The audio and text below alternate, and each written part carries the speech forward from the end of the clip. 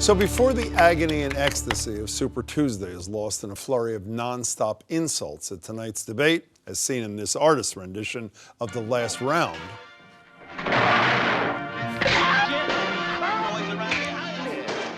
let me reflect on a few things some of you have asked me about. Of the 7 candidates, who presented their message best? My response, none of them. The best were 2 surrogates, Susan Sarandon for Sanders and Ted Danson for Clinton. So good that it led to my asking when they were announcing their candidacies. Never in a million years shoot me if I ever even write an autobiography. Oh, I can relieve the world, not a prayer.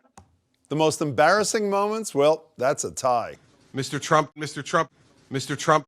Of course, that's the so-called hostage video. And the hubris of Marco Rubio, who after winning just the Minnesota caucus and trailing by double digits in his home state, engaged in this exchange. I'm just wondering if there's a certain amount of denial that you're in about this race. No, Jake. Usually in a race like this, you'd have a front runner, and at this point people would be saying, you need to drop out and rally around the front runner for the sake of the party. They're saying the opposite now. There will never come a time in this race where our supporters are asking us to get out and rally around Donald Trump.